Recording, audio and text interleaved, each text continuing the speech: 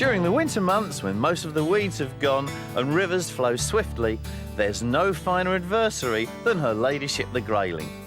And if you've followed my exploits on television during these past 10 years, you'll know that for me personally, few techniques can match the challenge and the skill element, and indeed the satisfaction to be gained from float fishing using a centre pin reel. And that's just what this video is all about. Enjoying the fun of catching 4 entirely different species using light float gear in conjunction with a free-running centre pin.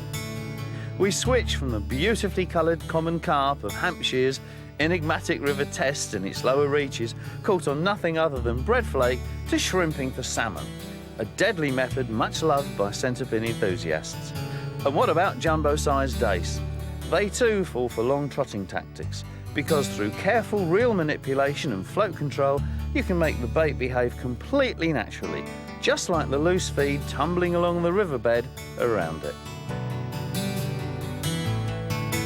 And we start our grayling trotting amidst the lush green marshlands and water meadows of southern England, where diminutive, crystal-clear chalk stream carriers provide an amazing wealth of winter trotting well away from the main river once the summer fly fishing season for brown trout has ended.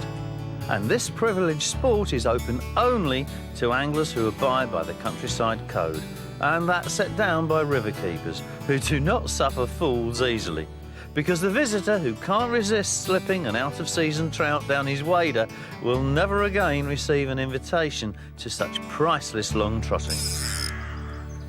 Now, you don't need an awful lot of tackle for winter grayling fishing, because you might be walking several miles during the course of the day up and down these lovely little streams.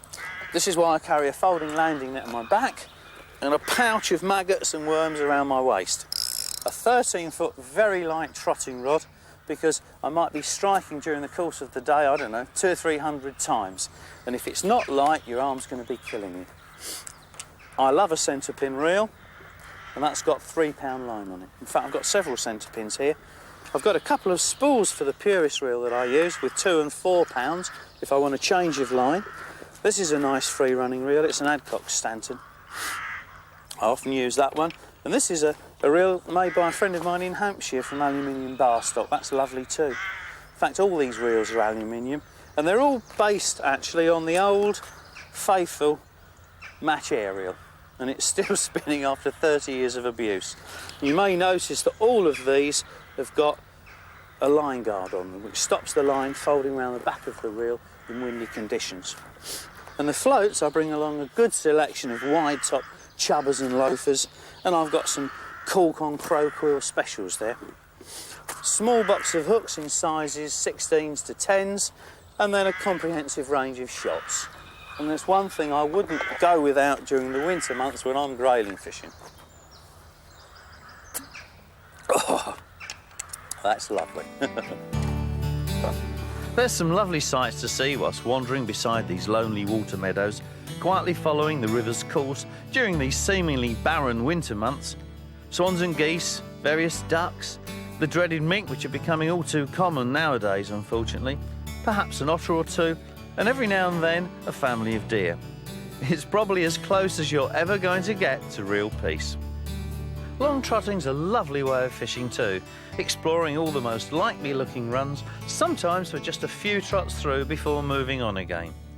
Chalkstream grayling are not exactly difficult to catch once you get your presentation right and bite boldly, providing you keep low to the water and minimise bankside vibrations. Then you're likely to hook fish instantly. But if bites don't materialise within half a dozen casts, you simply move on again. Oh, this feels a lovely fish. Power they've got in this flow. In fact, the river at the moment is really coming through at quite a rate of knots. Hence the 3 swan shot float. Whoa, that's lovely. Oh, it's a good grayling too. In fact, he's twisted on the line there. What's he done? I think he's twisted over his... Oh, oh lovely. Oh, what a fight. It's lovely on this 13-foot rod. It's a very light carbon rod and only a 3-pound reel line, and the fight is really quite incredible. Can't hurry these grayling. Every time it comes up, you get that wonderful dorsal fin. This is a very good fish. This particular run on the other bank there is a favourite spot of mine. Here we come. Lovely. And there's a really good group of fish along that far bank. Now this is a superb looking fish. Whoops. Look at that, big dorsal. Absolutely in pristine, and we're talking pristine condition, these fish. They don't get fished for. Whoops. Just try and unhook him gently. Lovely. They don't get fished for that often. Aren't they incredible? It's doing it by itself. It hardly needs me. That was lovely. I'll just move the float up an inch there. Now, that should be about right. It's only 2 foot of water for the far bank. It's quite shallow there, and where these thick sedges start, it shelves down gently to about 18, 20 inches deep. I'll put in a few maggots. There is a good shoal of grayling over there. It's a lovely trot through. You can see the float easily against the sedges, all for about 30 yards down there. I've got a 14 hook on, tied direct to 3-pound line. In the chalk streams of Hampshire, there's no point in going super light. You're liable to get into grayling of 2 pound plus. I've got a float that carries a shotting capacity of 3 swan shots. There's no point in going any lighter whatsoever. And most of the shot, and this is important when you're grayling fishing, is bulked near the hook. Complicated shotting patterns dotted down the line like your shirt buttons, as they say, is a waste of time. You want the shot to take the bait straight down so that it's ironing along very close to the bottom, because that's where the grayling are lying. Look at that. Oh, missed that one.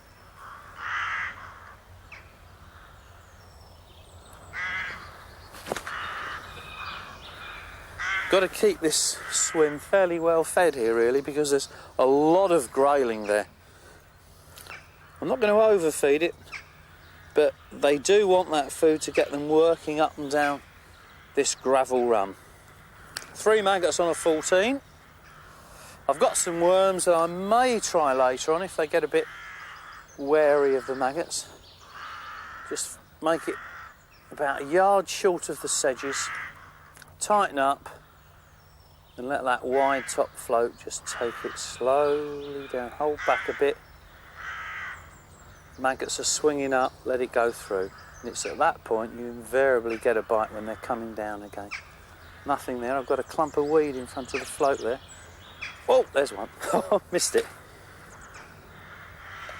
The weed there really impaired the strike, which was a shame. Just short of the sedges again. There's a bit of a sandbar there, and then it runs into the gravel bed, and that's why they like inhabiting this particular run. It doesn't look much, and someone new to the river may not necessarily think that it looks a good swim, but it's always got grayling in it. There we are again. Lovely. It's so satisfying to actually hit fish in exactly where you expect the bites to be. They're pulling ever so hard. Listen, this isn't a big fish either. They really do pull hard. Now there's every chance of getting a 2-pounder in this swim. At the moment, I have to get through a few of the smaller fish. They're not that small really, are they? I mean, look at that. That's a lovely fish, about, oh, I don't know, about 12 ounces, something like that. Got very hard upper lips, grayling. That beveled, you see that beveled junction of their mouths? The top lip is extremely hard, and that's why you bump a lot of them off, because the hook won't go into it. But the soft bottom and the junction of the lips, that's where the hook might go. Whoops. There we are. Let's put him back straight away. There we are. Away he goes. Now the reason I don't use a fixed spool reel for fishing here is that the way the line comes off the fixed spool in loose coils, you just can't keep close contact with it. Whereas, look, centre pin, 2 fingers of line, underarm fling, and it's exactly where I want it. Tighten up, and that line stays tight to the float throughout the trot, so that when I strike there's no loose line. I can let it go slack and just let the float peel line from the reel, like that. That's beautiful. And when I strike, my finger goes on the, whoops, like that, on the drum. Whoa! Trouble was we pulled out of it. But it's a very, very direct way of fishing. Well, the point of the hook went back into one of the maggots there. We'll have another cast. 2 fingers, underarm flick, exactly where we want it. We haven't overcast, it's quick, twice as fast as fixed spool reel fishing. And there's that, the most important thing really is that direct contact. Yes, that took it just as it came out, and that's a good fish too. Whoa, that's a good grayling. It's an airborne grayling. That was lovely. They're biting very fast. Very fast. Sometimes you can almost let the float go under and let them send you a letter before you strike. But today they're biting almost like dace for that red dorsal fin. Every time it comes up to the surface you see it. It's an added bonus with this fish. You just can't hurry them. That's a particularly nice looking fish. Let's just ease him out. Look at that. Beautiful. They're quite unlike any other fish grayling. They've got these distinctive blotches of brown there under their, dark brown under their skin. They've got several spots near their shoulders, and they've got this faint brown line either side under their belly. You see that? And this one's got a small square dorsal fin, which means it's a female. They've often got some etching in the fins there. This is a particularly dark fish. It's not so colourful. And they're lovely. Let's put him back straight away.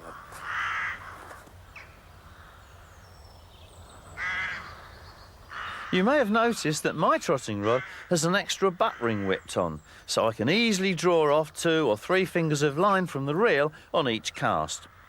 And from this diagram you can also see how, instead of using swan shots, my line of AA bulk shot in figure A will trundle smoothly over gravel or a sandy bottom without pulling the float tip under, or just above it as in B.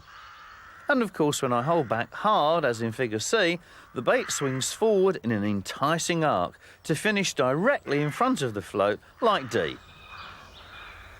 I'm holding back hard there just at the end of the swim where it comes up, letting it go through nicely. Yes, it's lovely. Sometimes whoa, it's a good fish. That's a real leaper.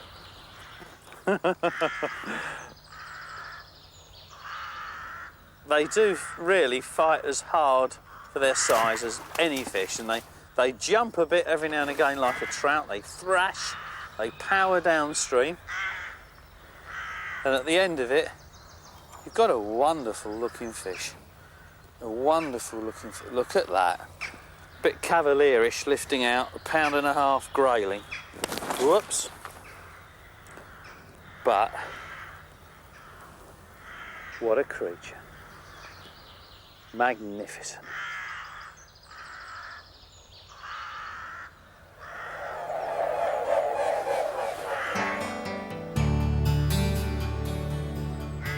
I rather think I could have accounted for several more nice fish from that prolific run along the far bank, but for me, grayling fishing's not about filling up a keep net. The delight is in wandering and exploring the river ahead. So I cross over a bridge to the opposite bank and crack downstream to a favourite fast water lie, just beneath an acute bend, where the current is unbelievably strong. Now there's usually a lovely run on the inside here. Whoops, I don't want to walk down too far because I could easily scare the fish. There's a lot of weed close in here and it's about a foot deep across the river. But just below me there's a lovely little run. I fished this swim before and you have to put it in, hold back a little just to get over the weed and then let it run through. That's beautiful.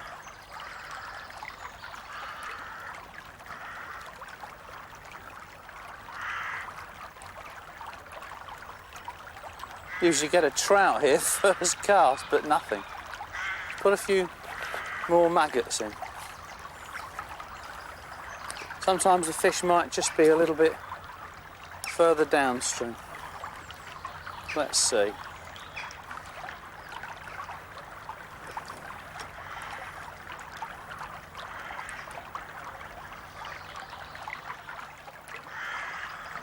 Yes. Oh. Now, what's this? Ooh. That's going well. That's a good grayling. That is going well. Oh, yes. Can't hurry this. I've just changed down to a 16 hook. And oh, that's a big grayling. I've just changed down to this lighter tackle and oh, trying to force it upstream in this flow. That it really is a splendid looking fish. Look at that.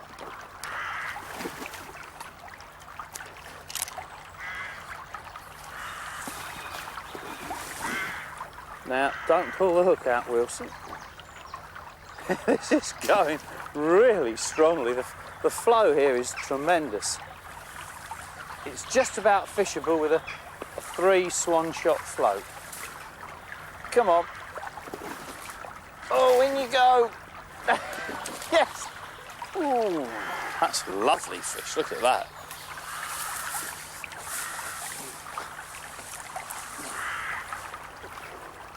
Whoops. Whoops. Oh, they got some strength. They got this barbel-like tenacity. 2 maggots. Unfortunately, whoops, the 16 hook held.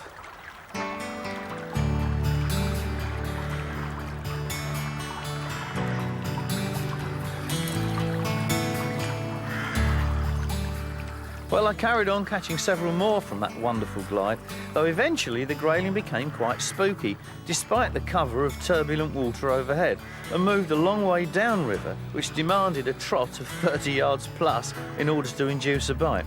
But what fantastic scraps they put up on light tackle. It was, however, shortly time to move on yet again.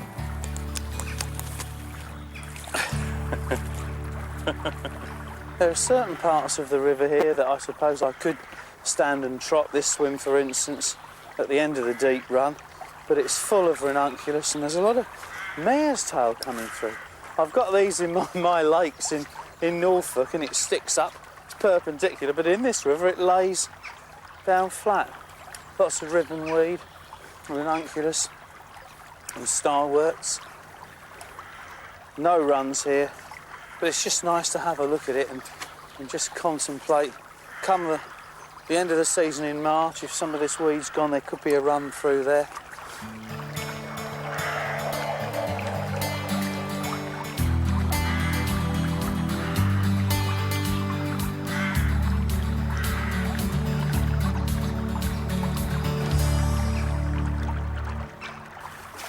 Oh, that's a lovely fish, look at that. I've moved now into a very acute bend. There's a bit of a dip here and it comes up here over a gravel bar and then goes deep. And I put a few maggots in there and first trot down. We've got a lovely grayling. As soon as I struck, I saw that come off the bottom and start gyrating. It's a good grayling. Very good grayling. Ooh.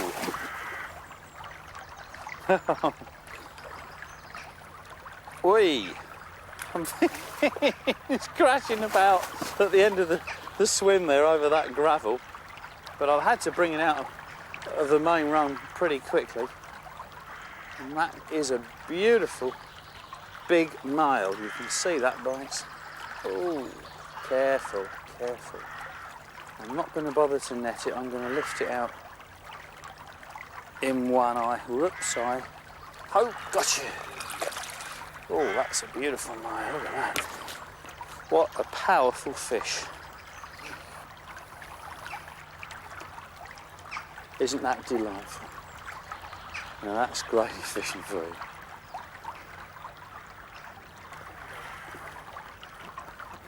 I don't know really whether I'm throwing those far enough upstream, because it's a very short run here, probably 6 or 7 yards, and I can still see them going down. I think next time I'm going to put them in a little further upstream. This water is deceptively fast,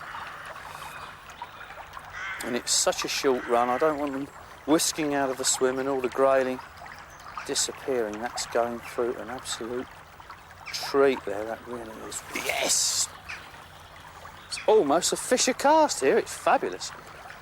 It's a small, I think this is either a small grayling or a small trout. Let's have a look. No, it's a grayling.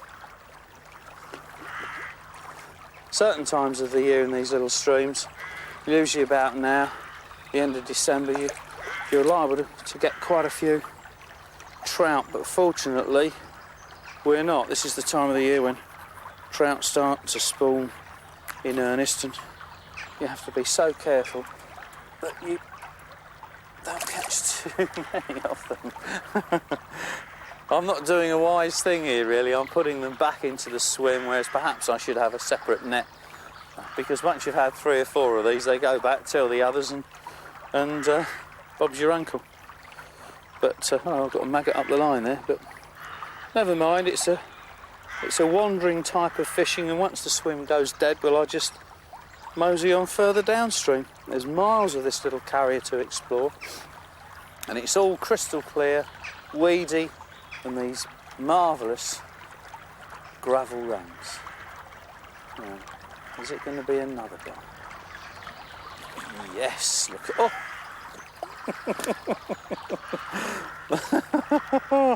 That came back at me like it had been fired from a 12 bore. Something had taken that and minced up 3 maggots and got off the hook in a second. This is lovely fishing. I really do adore this. I make the long pilgrimage down to Hampshire every winter, at least 2 or 3 times.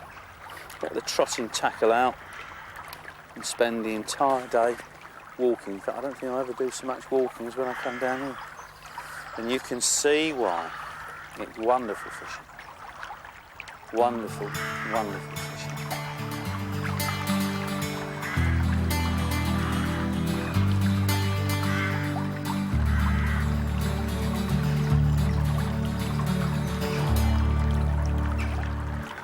Now, unlike most species where you can't tell the difference between male and female, with grayling you can, and on the male, which is invariably darker, look at that pelvic fins, isn't that beautiful?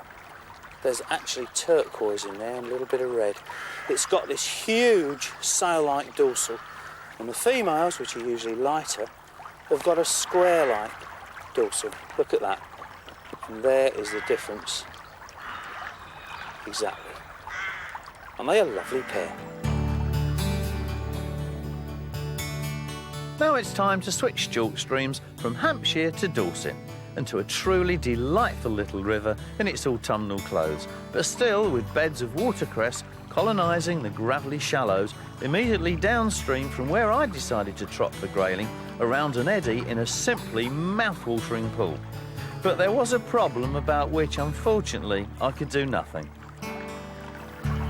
Well, it looks as though the crew have got their way for once, in that they're not going to hear me speak very much because I've lost my voice. So I'll have to apologise for that. I got up early for breakfast and it had gone.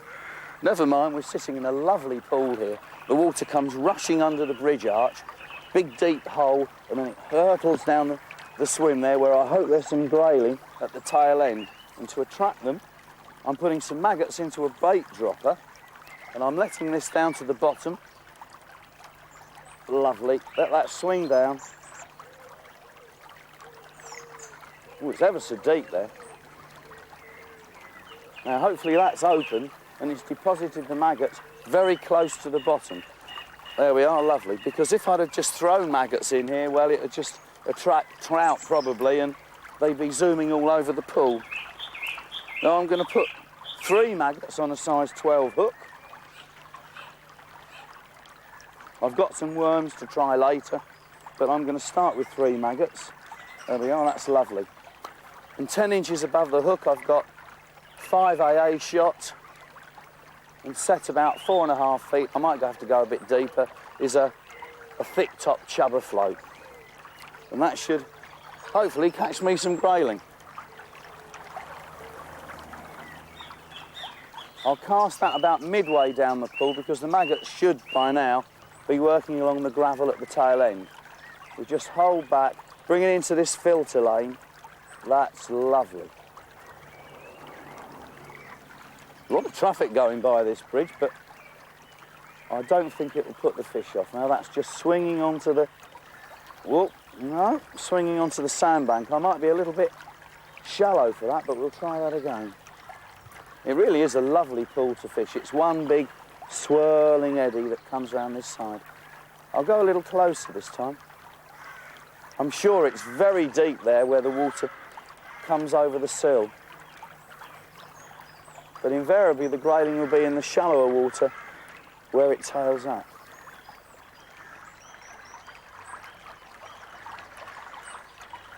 The nice thing about fishing a pool that you haven't fished before is the exploration of it. It's this sort of eternal, oh yes, here we are. It's, it's this eternal mystery. Are there any fish? Where are they? What are they? Now, what's this? I've just put the float up a bit to oh, looks like a dace. Oh, goodness me, that's a huge dace. Well, they did tell me that there was the odd dace in here. Well, that's a bonus. That's a lovely fish. Lovely fish. Look at that. Now, if I'm not very much mistaken, that's 14 or 15 ounces. That is one very big dace. Lovely. Shall we put it back straight away? Whoops. It really is a wonderful bonus. I didn't expect.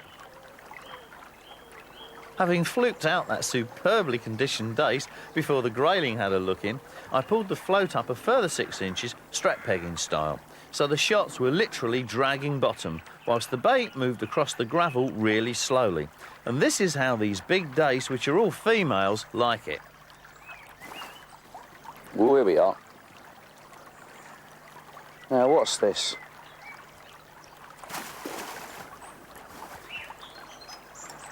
It's going where?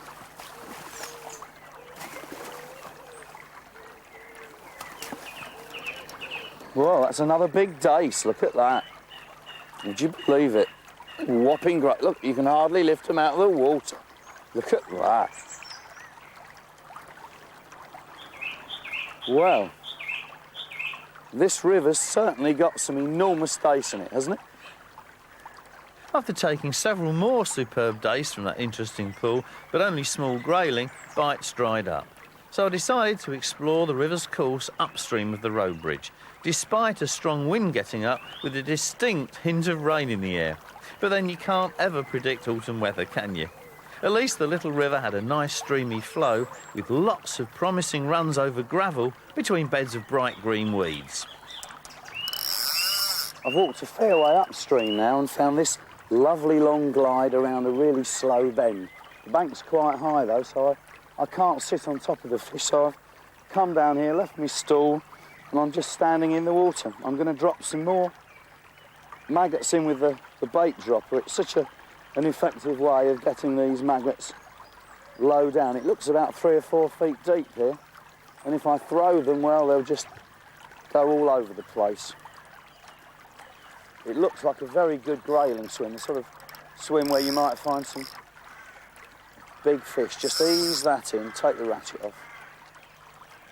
Yes, I've set the float there about right. Now let's put those maggots right low down. Really is a superb looking spot, this. Very, very fast. I've kept with the 12 hook, and I'm going to use 3 maggots.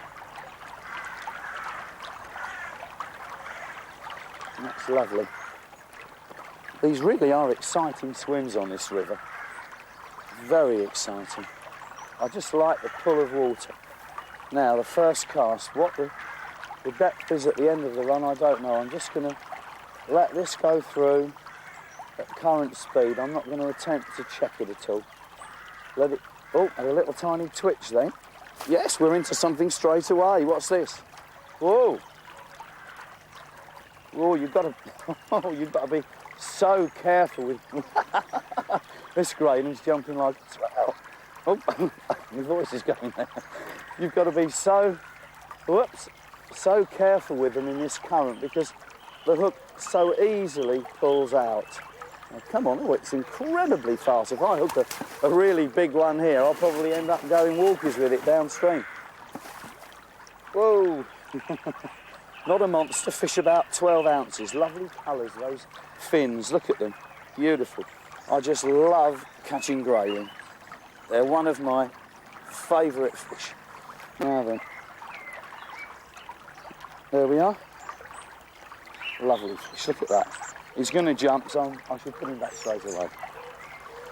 There we are. Away you go. I guess that to the match fisherman, putting 3 maggots onto a size 12 hook must seem ridiculous. But the fish of these swift-flowing little chalk streams are rarely hook-shy. What they are fussy about, however, is the speed at which the hook bait trots through the swim. So if you present it too delicately on ultralight float tackle, the resulting drag only inhibits bites, which is why I tend to fish with the float carrying more shot rather than less. The bait's then carried down naturally with the flow at actual current speed.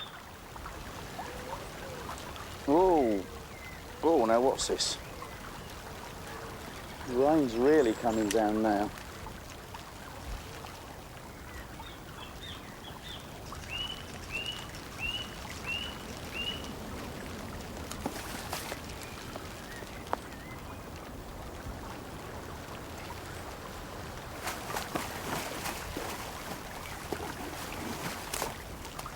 Oh, would you believe it? It's another huge dace. Look at that. God, oh, look at that. That's a pound if I ever saw a pound dace. God, I can hardly get my hand around it. There's some massive dace here on this river. Wow. I think it's a very good, well-kept secret, don't you? Let's put it back straight away. Oh, this rain. On reflection, I shouldn't have been in so much of a hurry to return that huge dace. Being so fat and thick across the body, it might have easily weighed close to the record. But so it goes. After fishing for the lady of the stream, it's no coincidence that we now change quarry to the king of the river, namely those hard-battling summer salmon of the River Test at the fabulous Testwood fishery near Southampton. This jewel amongst southern rivers boasts a fair run of fresh fish in the lower beats, which are quite catchable to the stalking, trotting addict who loves to creep about and even spot individual fish. I particularly like the overgrown habitat here of dense marginal greenery and the gravel runs sprouting long beds of dark green, onion-like bulrushes, always a sign of a rich environment, and the water is so incredibly clear and fast. Now, in many of these very shallow gravel runs, you can find salmon holding position quite close into the bank here, so it's always worth having a peek through Polaroid glasses as you walk along. I love this stalking method of salmon fishing. It's almost like chub fishing on a little river, but of course most of the salmon do tend to hold behind these little man-made breakwaters and croys, and this looks a good spot. But before I start on this particular swim, let's have a look at the tackle I'm using. Now, these are the baits I'm using. dyed shrimps of various colours. There's plain, there's mauve that some people like, whoops, and there's bright red. I like the bright red ones. I think most people do, really. And they're put onto the hook very easily. Let's put these back into the bag. Whoops, another one. Now this is the plain one that I've already got on, and it's put onto the hook by a bait pin, which ensures that it stays straight. There's the pin. Take the old shrimp away. Most people tend to take the tail off first, and then you keep the shrimp straight by putting the pin through, whoops, like that, all the way through. That's lovely. And then the treble hook, which is tied direct to the 8-pound line, this is a size 10 treble, just goes in the head like that. And so when you pull, it keeps the shrimp nicely firm. And then above that, I've got 4 swan shots and a very wide-bodied chubber float, which is perfect in this very strong flow here. Centre pin reel, 11-foot trotting rod. Right, let's give this a go. It's always very exciting having the first trot down against a new breakwater, because you never know whether there's a fish in there, and you're always expecting an instant bite.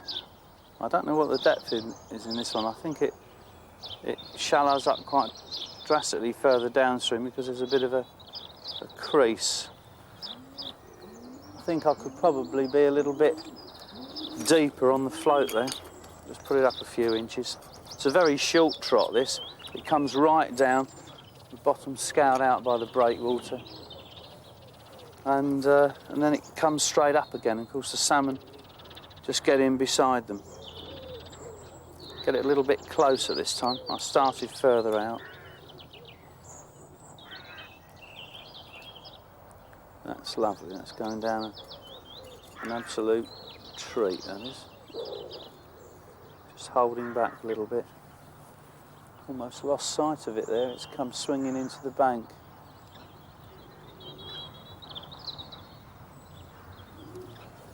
No.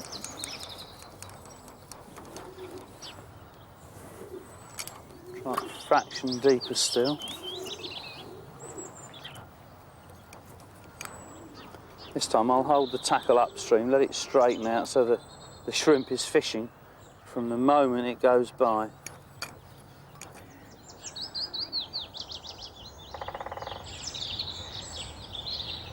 Lovely current here, it really is strong. It takes line from the pin beautifully.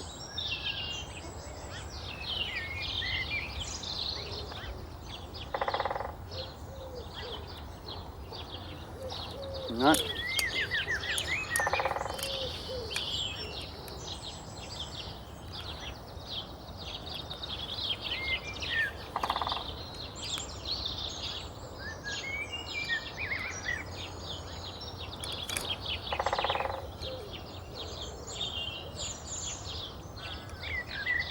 Ease it through.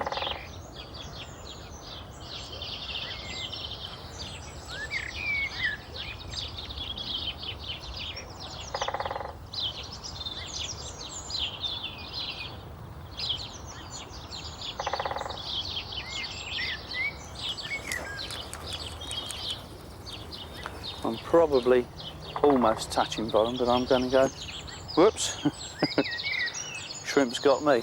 I'm going to go just a fraction deeper still.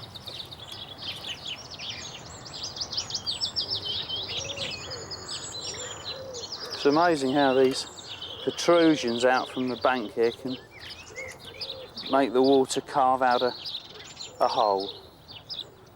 And of course, salmon love to be just behind these features. I'm only going to give this another half a dozen trots through, and then we'll have to assume that either there's not a salmon at home, or if it is, it's just not interested, and we'll move on to another spot.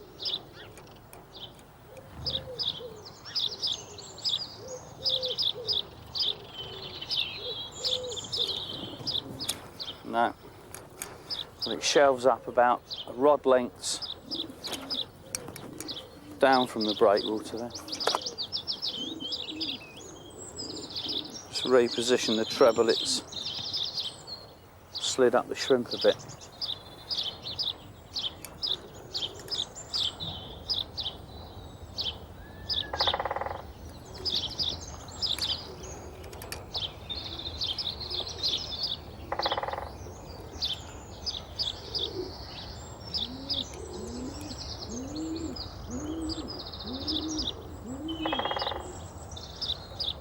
Where about it should be. There's one there. Just ease it up this time in case it's lying right at the end. Holding back hard to swing it up over the ledge. Yes, here we are, we're in. Whoa, would you believe it? Talk it up. Whoa, whoa, look at that. Ooh, it's trying to get under the breakwater. No, it's heading upstream now. It's a good fish. Whoa, it's fast. Look at this. Woo. That was wonderful, that was. I just held the shrimp up and it came up just as the bottom shelves up and bam, the float went straight away and it's heading right upstream now. Whoa, look at that. What a TV star. It jumped out beautifully then, right in the middle of the river. Looks to fish about, I don't know, 7 or 8 pounds. Looks fresh run too, beautiful silver colour. I might have to do a downstream run job with this, well, I don't know though, no, it's slowing down, oh, it's going downstream a bit. Hold it out, away from the breakwater. Whoa, here we go. I'm going to have to stand on the edge here because I don't want it to go around the breakwater. I'll hold it out. It's only 8 pound line, so I can't be too cavalierish with it. It's just holding in the flow now, thinking, what do I do next? Lovely. Oh, lovely fight on light tackle. It's only a 1 1/4 pound test Avon rod that you use for chub and roach and bream, really, but allowing me a beautiful fight with this salmon. Come on. Whoa! It's heading for that wee bed, I don't know. No, it's coming up again. They really do use the whole river. Beautiful. That's lovely. I think I'm going to go down with this. I don't really want to try and bring it upstream. We'll just go down, hold the rod over the nettle beds here. It's lovely here. It's a mixture of Himalayan balsam, rose bay willow herb and stinging nettles. We're going down again. It's funny, it's all of a sudden woken up and it wants to go downstream. Oh, look at that.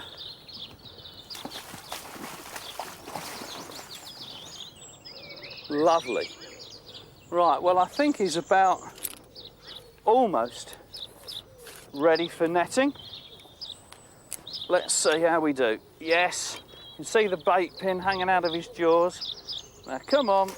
Whoops, is he going to come to me? Yes he is, he's coming straight to the net. Oh, yes. Oh, look at that, that's a lovely fresh fish. I don't suppose that's been in the river very long. Look at it. There's 1 or 2 marks where there's sea lice have been, but they've all come off. That's beautiful. Look at that. What a fight. Isn't that lovely salmon? Look at it.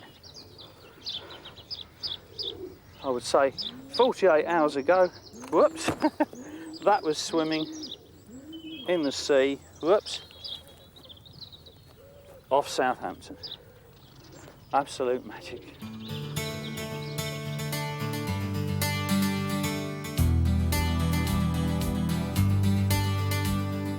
Now, in case you wondered about the destiny of this particular fish, which wasn't smoked or grilled, I'm both pleased and proud to say that, like all rod-caught salmon here at the Testwood Fishery, mine was collected by manager Graham Purbrick and immediately transferred by oxygenated tank to a hatchery as part of the test and itching restocking programme. Administered by the association, made up of riparian owners, enthusiastic anglers and fishery managers, these summer-caught salmon spend 6 to 8 months in the hatchery before being stripped of their eggs during January and February and returned to the river. The eggs then take 45 days to hatch, and the resulting fry are reared on to large par before releasing to the river in late summer, where they smolt up the following spring and go to sea. They will then hopefully return the following summer as 4 to 8 pounds grilse. And with over 500,000 par put into the river annually by the association, the future looks bright indeed.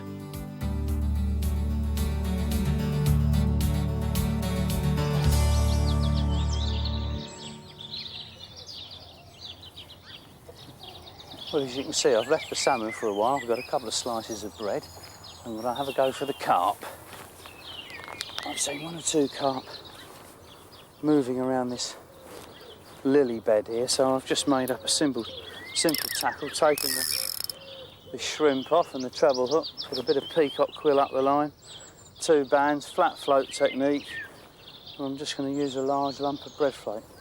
The carp in this river aren't very often fished for, and so they should fall for very simple tactics. Let's just dunk that. I'll put a bit of corn in here. Let's just see whether there's anything at home. Just cast that out. I'll just draw the bit of peacock quill back just beyond the lily pads. There we are, that's lovely. That is lovely.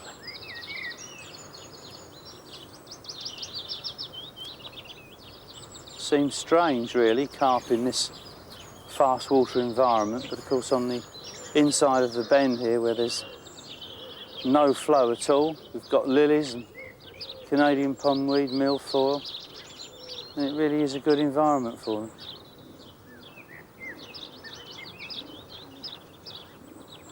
It's going to be a hit and hold tussle here, so I can't really afford to put the rod down. If something does take that bread float, I'm going to have to be pretty quick off the mark.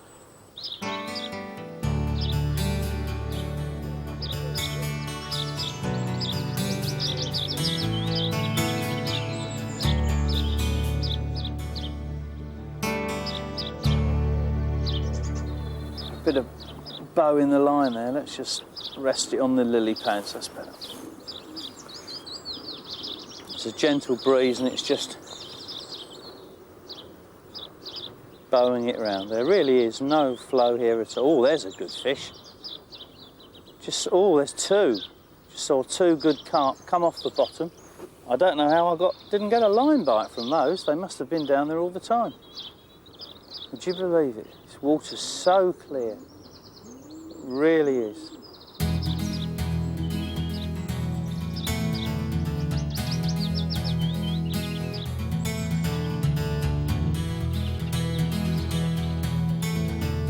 Oh, yes, here we are, we're in. Oh, look at that. Looks like a double anyway. Looks like a nice big, whoa, nice big common. In fact, you won't believe it, I just saw a koi carp swim by, about 8 pounds, and I thought that was going to go down to the bait, and it didn't. In fact, there's the koi, you can see it near the common where it's swirling on the surface. And I thought, no, it's not going to take it, and all of a sudden the float shot away, and we're in. Look at that, would you believe it? What a river this is. Oh, it's a lovely common. Lovely common. Oh, got some power. It's heading for that wee bed. Give a bit of side strain here. That's better. Oh. Now whether it's going to go in that net or not, I don't know. We'll have to do a bit of getting down here. Whoops. To keep it away from those lilies. Oh. Oh, don't go in the lilies. Let's let it go out a bit, I think. Let it go out a bit further. I daren't bring it in yet. Oh, I don't know. I think we're going to have to. Yes, roll it over the lilies. Oh, it's where the all-through action rod comes in. Lovely coloured fish in here, they really are. Whoa. Come out. Come out. Yes, he's out. Oh. Yes, he's nearly done. I didn't expect to find lilies on the surface in the river. Oh, no, he's not. He's going out again. There were 2 or 3 carp moving around in this spot as well. It's amazing. Look at that lovely fish. Come on. Is he going to come? Yes, he's coming now. Ooh. Yes, he's in. Oh. That's the biggest carp I've ever... Ah, I didn't miss that. Oh, it's not really meant for carp, is it? Look at that. Whoa, that's a beauty. Lovely colour, look at that. That is superb. Let's have a look where the hook is. Oh, that was lucky. What I'm doing with the forceps, just in the bottom lip. It's strange. Graham, the fisheries keeper, told me that there's quite a few carp in this river. You'd never expect. That's a lovely common, look at that. Especially not when you're out for a day's salmon fishing. That is superb. Isn't that lovely? Well, what a river the Test is.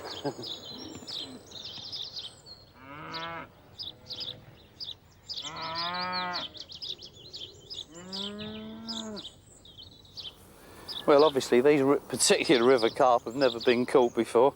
It makes such a change using bread flake and simple tactics, especially in a river, catching double-figure carp. And really, my rig couldn't be more simple. Just a BB shot 10 inches from the hook and a tuppenny halfpenny bit of peacock quill that lies flat on the surface with a bit of silicone tubing at each end. And the bites are so confident, it's lovely, it just glides away. Let's have another go. You never know, there might be more. Just an underarm flick. Just pull that back so the float just rests beyond the lily pad. Then I can lay my line on the pads so that it keeps free of the weeds. If the line's to the edge of the pads, it might go underneath. Oh, there's a good fish cruising out there at the moment. Very good sized fish. There's obviously more carp around here than I'd anticipated. But you don't see them all the time. Every now and again one comes up and goes gliding through the weeds, and you can hear them in the beds of ranunculus up there. You can hear them coming up and sucking. Every now and again you see a fin coming out in the middle of the weed. But in this particular spot where it is very carpy, they just suddenly appear. And then in a second they're gone again.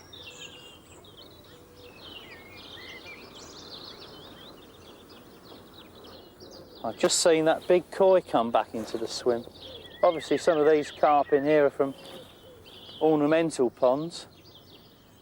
I've never caught a double-figured koi. It might be interesting to catch that one. I wonder what it weighs.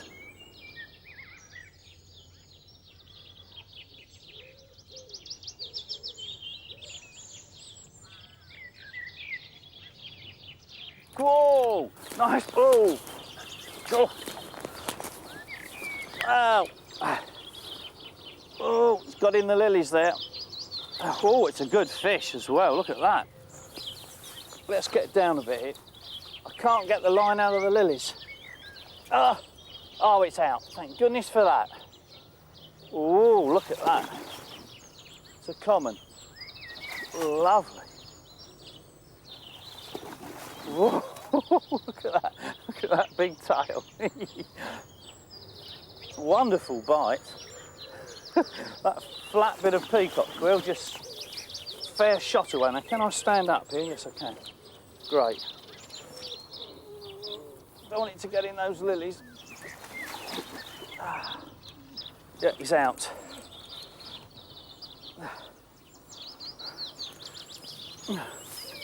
Lovely. Right, let's ease him towards the net. Come on. Ooh. No, he wants to get back in those lilies. Oh, it looks beautiful. In the clear water there, the lovely colours of these commons. Beautiful fish. Come on, in you come. Whoops. No, he doesn't want to know. Whoa. Oh, he's trying to get in those lilies again. Oh. Oh, come out. He's gone right through those lilies. Oh, that's the nice thing about using a soft action rod. Come on now. This is a silly net for carp fishing, but never mind. Whoops. In you come. Oh. Head to me, and he's in. Look at that. Would you believe it? That is... Oh! Oh! Absolute magic. Look at that. Well, I don't know. We came to catch salmon, but really, how can you complain? And you just look round, put a bit of bread flake on, and you catch clonkers like that, huh? Fabulous fish. Fabulous.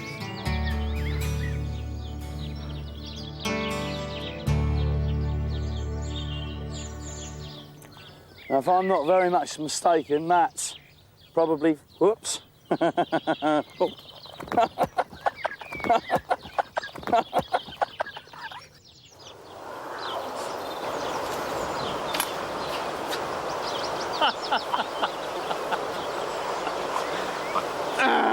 You're much too early, I could have told you that.